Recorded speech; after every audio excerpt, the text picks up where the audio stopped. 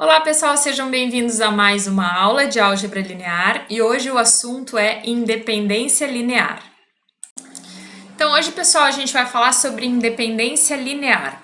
Assim como combinação linear, que foi o assunto da aula passada, esses dois conceitos eles vêm ajudar muito depois na compreensão do que é um espaço vetorial, certo? Mais adiante a gente vai ver não somente espaços vetoriais, mas bases de um espaço vetorial, e esses são conceitos fundamentais para a compreensão desses tópicos que a gente vai ver aí num futuro bem próximo. Então, pessoal, a definição para a independência linear é a seguinte: dado um conjunto de vetores dentro de um espaço de dimensão finita, que é Rn, né? A gente diz que esse conjunto ele é linearmente independente se essa equação vetorial aqui, ó, tiver apenas a solução trivial. Então, observem que isso daqui é uma combinação linear desses vetores, certo? V1, V2, V3 e assim por diante. E essa combinação linear aqui resulta em zero, onde os pesos, para que isso seja verdade, os pesos usados aqui, ó, x1, x2, x3 e assim por diante, eles têm que ser zero, ou seja, é a solução trivial para essa equação vetorial. Então, se essa condição for satisfeita, a gente pode dizer que esse conjunto de vetores, ele é linearmente independente. Uma outra forma da gente interpretar essa equação aqui é a seguinte: se houver pelo menos um desses vetores dentro desse conjunto que seja combinação linear de dos outros vetores, então a gente vai dizer que esse conjunto não é linearmente independente, ou seja, ele seria um conjunto linearmente dependente. Então, pessoal, só reforçando essa ideia, né, de que para a gente ter um conjunto linearmente independente, para que essa condição seja satisfeita, eu preciso que todos os pesos sejam iguais a zero, ou seja, eu preciso que a solução desse sistema de equações ou dessa equação vetorial, ela seja única, né, e seja a solução trivial.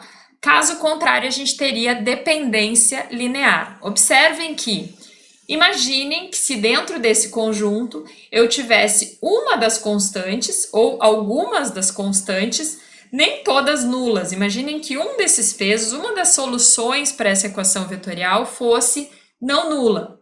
Nesse caso, se a gente considerar que uma delas ou algumas delas, nem todas são nulas, observem que nesse caso eu poderia então reescrever um dos vetores como sendo combinação linear dos demais. E, portanto, nesse caso eu teria um conjunto linearmente dependente. E aí vem a pergunta, né, pessoal? Como é que a gente pode determinar se um conjunto de vetores é linearmente independente? E aí uma forma da gente descobrir isso é usando a nossa equação vetorial e verificando a solução dessa equação vetorial por Gauss, por exemplo. Então, pessoal, vamos fazer um exemplo aqui de como verificar se esses três vetores são linearmente independentes. Então, seguindo aquela condição, a gente vai ter que ter aquela equação vetorial, né, com uma solução única que seria a solução trivial. Então, vamos fazer junto. Então, olhando para o nosso exemplo, pessoal, para verificar se esses vetores são linearmente independentes, a gente tem que ter essa condição, né? A combinação linear aqui tem que ser igual a zero, tal que x1, x2 e x3 tem que ser zero. E aí, escrever essa equação vetorial é o equivalente a gente escrever esse sistema na forma matricial, onde a minha matriz de coeficientes de variáveis é dada pelos três vetores, né? V1, V2 e V3. Aqui a gente tem os pesos, né? X1, X2, X3, que a gente vai determinar a partir desse sistema, e isso tem que ser igual ao vetor nulo. Então, resolvendo aqui esse sistema, vamos substituir quem são os vetores, Os vetores são dados lá no problema, então o primeiro vetor é o vetor 1, 2, 3. O segundo é o 4, 5, 6. E o terceiro vetor é o 2, 1, 0. x1, x2, x3. Então, reparem que é um sistema homogêneo, certo? Então, lembrem que no caso do sistema homogêneo, a gente sempre vai ter solução. Pode acontecer da gente ter somente a solução trivial, e nesse caso da solução trivial, a gente chegaria à conclusão nesse problema que os três vetores são linearmente independentes, ou a gente pode chegar à conclusão que esse sistema aqui tem infinitas soluções, e nesse caso, esse conjunto V1, V2 e V3 é um conjunto linearmente dependente, né? Então, vamos resolver. Para resolver, a gente coloca esse sistema aqui na forma, então, da nossa matriz ampliada, onde as primeiras colunas são dadas pela matriz de coeficientes de variáveis e a última coluna seria a coluna dos termos independentes.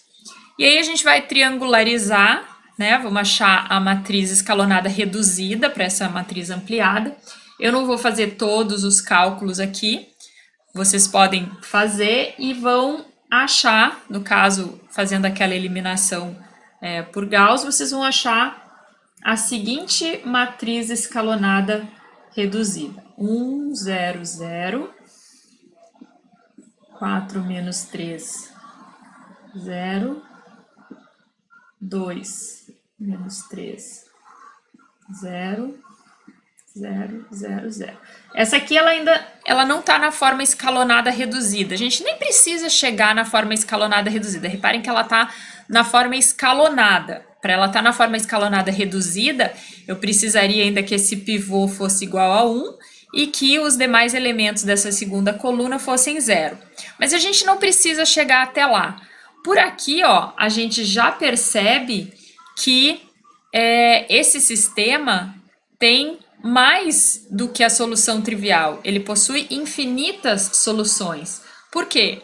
Reparem que a gente tem aqui três variáveis, né, nesse sistema. A gente tem x1, x2 e x3, e a gente tem somente aqui 2 pivôs. Então, a gente de cara já percebe que esse é um sistema compatível indeterminado, né?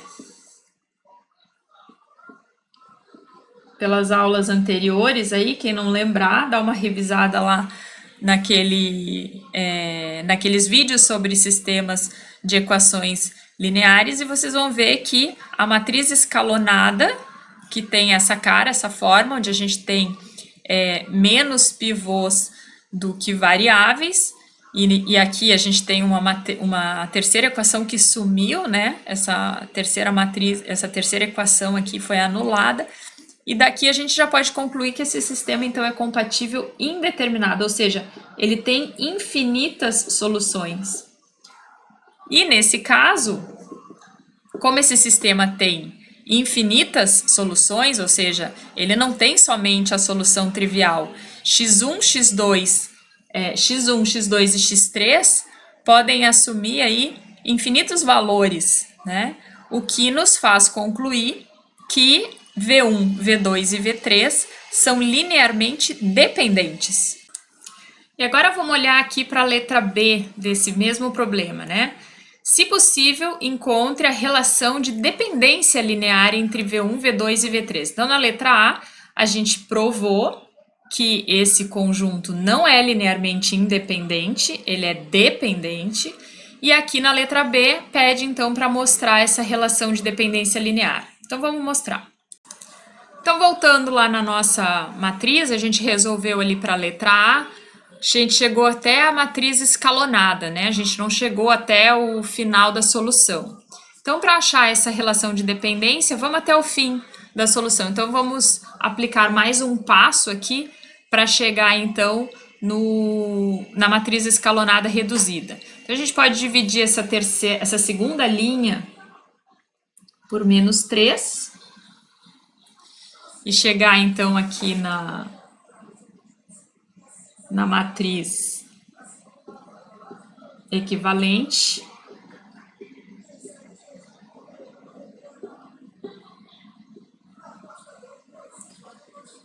Então, a gente só dividiu aqui toda essa segunda linha por menos 3. E agora, para chegar na escalonada reduzida, então, a gente vai zerar aqui esse elemento. E para isso, a gente vai, então, somar a essa primeira linha, né? A gente vai somar os elementos da primeira linha. Os elementos da segunda linha multiplicados por menos 4. E aí a gente vai chegar então na seguinte matriz equivalente. 1, 0, aqui a gente vai ficar com 2 menos 4 menos 2, 0. E a segunda linha a gente não mexeu, continua igual, a terceira linha também. Pronto, agora sim, né, a gente tem aqui a matriz escalonada reduzida.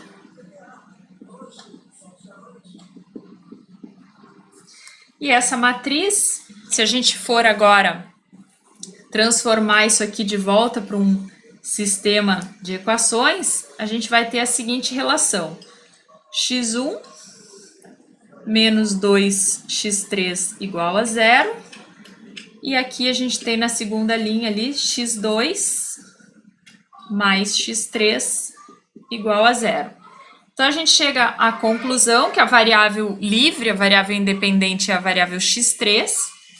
E x1 é igual a 2x3 e, portanto, x2 é igual a menos x3, né?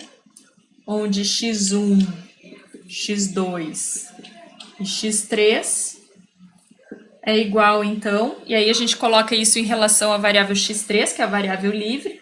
x1 é igual a 2x3, x2 é igual a menos x3, e x3 é a própria variável livre. O que significa que essa minha solução eu posso escrever como sendo um múltiplo aqui de x3, ou seja, para qualquer valor x3 escolhido, eu vou ter aqui um vetor, solução, que é dependente desse valor da variável livre.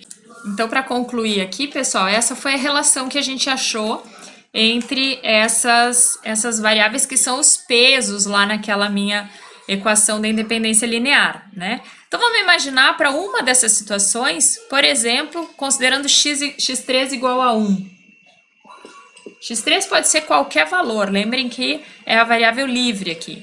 Então, no caso de x3 igual a 1, a gente teria os valores, no caso aí, para essa solução, né? A gente teria, então, que x1, x2 e x3 seriam iguais, então, x1 seria igual a 2, x1 igual a menos 1, x3 igual a 1. E nesse caso, como é que ficaria a relação lá daquela combinação linear? Lembrem que a minha equação original aqui, minha equação vetorial, né? Era x2, x1v1, x2v2 mais x3v3. Então, uma das possíveis relações aqui para essa equação seria quando eu tenho aqui x1 igual a 2, x2 igual a menos 1, x3 igual a 1, que seria essa situação. 2 vezes v1 menos v2 mais v3. Se vocês substituírem os respectivos vetores nessa equação, vocês vão ver que essa equação, essa condição é satisfeita. Mas isso nos mostra o quê? Nos mostra que existe uma relação de combinação linear, né? Reparem que se eu isolo V1 nessa equação, eu tenho que V1 é igual a essa combinação de V2 e V3. Se eu isolar V2 nessa equação, eu vou perceber que V2 é uma combinação de V1 e V3. Se eu isolar V3, eu vou ver que V3 é uma combinação de V1 e V2. Portanto, daqui, né, dessa condição, a gente já percebe que eles são vetores linearmente dependentes. Lembrando que essa solução aqui é uma solução particular, onde eu arbitrei um valor para x3, mas eu poderia ter arbitrado um outro valor para x3 e eu chegaria aqui numa outra condição para essa equação, uma outra combinação. E como a gente tem uma variável x3 que é livre, a gente percebe que existem infinitas relações de dependência linear entre esses vetores V1, V2 e V3, certo? Então, concluindo, essa daqui é apenas uma das relações de dependência linear aqui. E a gente conclui aqui que V1, V2 e V3 são linearmente dependentes, podemos deixar LD só, linearmente dependentes, e essa daqui, né, é uma entre infinitas relações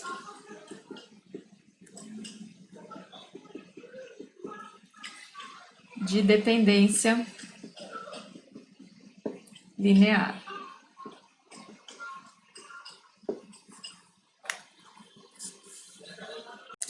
Então, pessoal, segue um resultado aí que foi verificado através do nosso exemplo, que é o seguinte: as colunas de uma matriz A, que no nosso exemplo eram dadas por aqueles três vetorzinhos, né, o V1, V2, V3. Então, essas colunas, elas são linearmente independentes, se e somente se essa equação tiver somente a solução trivial. No caso, quando esse sistema tiver infinitas soluções, então a gente sabe que a relação é de dependência. Segue aqui mais um exemplo para mostrar essa questão de independência linear. No caso, a gente não está falando aqui nesse exemplo de três vetores, mas está falando sobre as colunas dessa matriz A. Eu quero saber se essas colunas, que poderiam representar três vetores, quero saber se eles são linearmente independentes. Então, a gente vai usar a mesma equação, que seria resolver o sistema A vezes x igual a zero. Se esse sistema tiver uma única solução, que seria a solução trivial, porque esse sistema é homogêneo, né? E aí a gente verifica que se tiver somente uma única solução, a trivial, essas colunas são linearmente independentes, caso contrário não serão. E a gente olha aqui na solução desse sistema, que fazendo aqui, calculando as matrizes equivalentes, a gente percebe que a gente chega aqui na nossa matriz escalonada, né? Ela não está na forma escalonada reduzida, mas aqui a gente já percebe de cara que no formato da matriz escalonada aparecem três pivôs, portanto, quando a gente tiver a matriz escalonada nesse formato, a gente tem três variáveis, três pivôs, portanto, a gente sabe que o resultado desse sistema, a solução para esse sistema, é uma única solução e é a solução trivial por se tratar de um sistema homogêneo. Então, nesse caso, a gente pode confirmar que sim, as colunas dessa matriz são linearmente independentes, pois essa solução é única. Então, pessoal, vamos dar uma olhada nesse exemplo aqui, ó, e eu acho que vai esclarecer muita coisa. Reparem que a gente tem dois vetores, U e V, pertencentes ao espaço R3, visto que esses dois vetores têm três componentes, e o exercício diz o seguinte: descreva o conjunto gerado por U e V, ou seja, o conjunto de todas as possíveis combinações lineares entre U e V, e explique por que um vetor W pertence a esse conjunto das combinações lineares, se e somente se o conjunto U, V e W for linearmente dependente. Então, observem, se W pertence ao conjunto das combinações lineares de U e V, então W é uma combinação linear de U e V. Portanto, o conjunto U, V e W vai ser linearmente dependente, certo? Por quê? Para ser um conjunto linearmente dependente, é necessário que pelo menos um elemento daquele conjunto seja combinação dos demais. E é o caso, né? Se W pertence ao conjunto das combinações lineares de U e V, então W é uma combinação linear de U e V, e, portanto, esse conjunto é linearmente dependente. Então, pessoal, eu queria dar aqui uma interpretação geométrica para essa questão da independência linear, onde eu vou usar aqui os mesmos vetores do exemplo anterior. Então, é o vetor U, de coordenadas 3, 1 e 0, 3 componentes, portanto, ele está no espaço tridimensional. Da mesma forma, o vetor V, de 3 componentes, 1, 6 e 0, também está nesse espaço tridimensional. Então, eu tenho aqui os dois vetores desenhados, vetor U e o vetor V. Se a gente considerar o conjunto formado por apenas esses dois vetores, certo? Apenas os dois vetores, U e V. O que acontece com o conjunto apenas desses dois vetores? Eu posso dizer que esse conjunto ele é linearmente independente? Sim, eu posso dizer. Por quê? Reparem que eu não consigo gerar o vetor U a partir da combinação linear desses vetores V, certo? Se eu somar vetores na mesma direção de V, eu não consigo gerar o vetor U. Por quê? Porque a soma de vetores na mesma direção de V vão sempre gerar um novo vetor na direção de V. Da mesma forma, se eu somar vetores na direção de U, se eu pegar vetores proporcionais aqui, né, somar sempre vetores da mesma direção de U, o que eu vou obter também é um novo vetor nessa mesma direção de U. Então, eu não consigo gerar o vetor V a partir de U, assim como eu não consigo gerar o vetor U a partir do vetor V. Então, eles são linearmente independentes. Agora, vamos colocar nesse exemplo aqui um terceiro vetor. Vamos colocar nesse exemplo um vetor que eu chamei de vetor W, que é um vetor gerado pela combinação linear de U e V.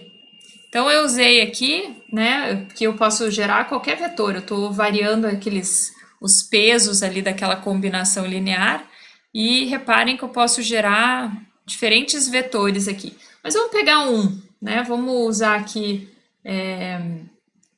o peso 1 para o vetor, peso menos 1 e o peso 1, por exemplo. Então, a gente somou e observem agora que esse vetor W, ele está aqui nesse mesmo plano, né, dos vetores U e V, certo? Olhando para esses três vetores e lembrando lá daquele conceito de combinação linear, observem que eu consigo gerar W a partir dessa combinação linear de U e V. É justamente essa combinação que eu obtive aqui, né? Se eu somar U e V, sendo que U está multiplicado por menos 1 e V multiplicado por 1,1, eu consigo chegar na combinação aqui, nessa combinação que é o vetor W. Da mesma forma, eu poderia encontrar outros dois pesos que, somando o vetor V ao vetor W, combinando o vetor V e o vetor W linearmente, poderiam gerar o meu vetor U. E ainda eu poderia gerar o vetor V a partir da soma, ou seja, da combinação linear de W e U. Por quê? Porque eles estão aqui, ó, os três, nesse mesmo plano, certo? Ou seja, dessa forma, o que eu estou dizendo? Eu estou dizendo que esse conjunto gerado por esses três vetores é um conjunto linearmente dependente. Ou seja, eu posso escrever qualquer um desses vetores como sendo uma combinação linear dos outros dois. E isso caracteriza, então, um conjunto linearmente dependente. Um outro detalhe que eu queria reforçar aqui, pessoal, é que a gente comentou ali no exemplo do conjunto de todas as combinações lineares dos vetores u e v. Quem seria esse conjunto? E aí observem que a gente gerou w aqui como sendo uma combinação de u e v, e esse vetor w que está traçado aqui no gráfico é um desses elementos, né? É um dos vetores resultantes dessa combinação linear.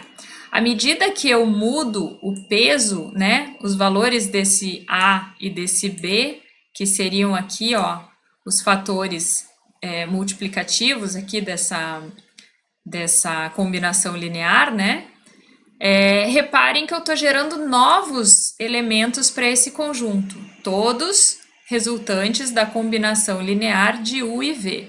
E um outro detalhe é que observem que para qualquer valor de A e B, para qualquer valor daquelas constantes ali, daqueles pesos, observe que eu sempre gero um vetor que está preso nesse plano, esse plano em cinza aqui, que é o plano, nesse caso aí é o plano XY, que é o plano gerado por esses dois vetores U e V.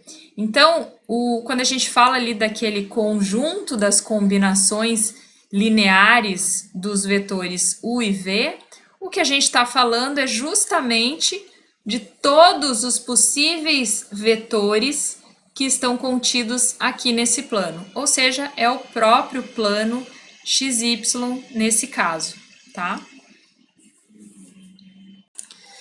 E aqui nesse outro exemplo, pessoal, eu só queria chamar a atenção para vocês que esse plano, né, que é gerado por dois vetores linearmente independentes, ele não necessariamente precisa ser sempre o plano XY. Então, eu botei aqui, coloquei só mais um exemplo, ó, de dois vetores que estão no espaço 3D, são dois vetores de 3 componentes, né?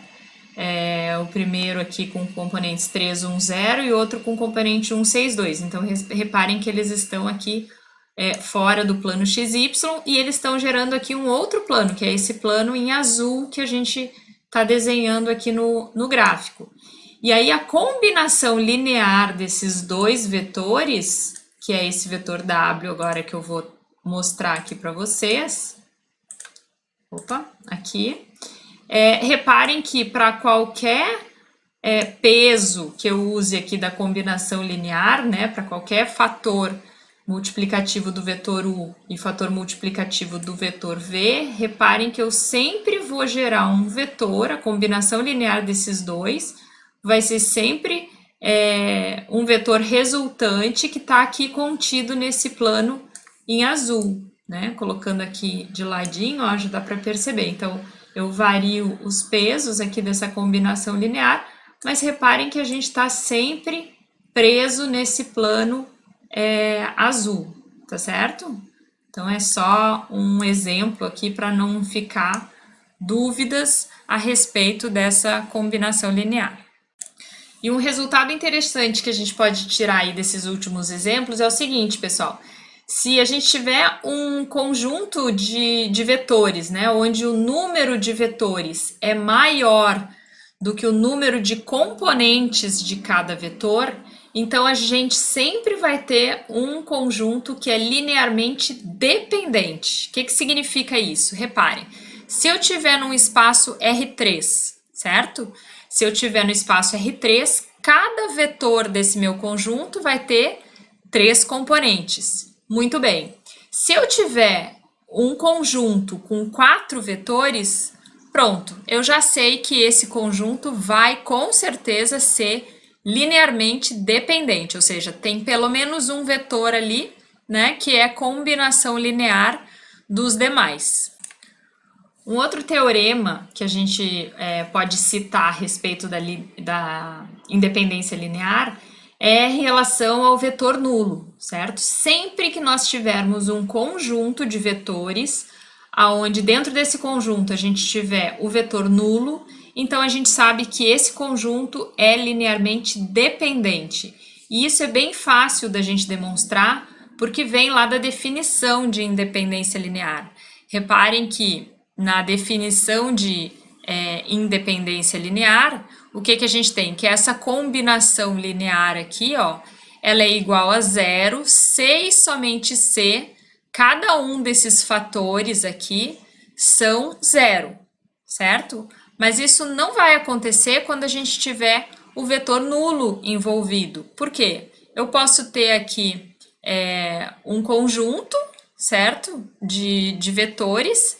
E se, por exemplo, o primeiro vetor V1 for igual a zero, reparem que essa combinação linear vai ser zero, mesmo que um dos fatores, ou seja, um dos pesos aqui, não seja igual a zero. Ou seja, nesse caso, sempre que o vetor zero estiver dentro do conjunto, a gente vai ter um conjunto, então, linearmente dependente. E é isso, pessoal, por hoje é só. Nos vemos aí no próximo vídeo.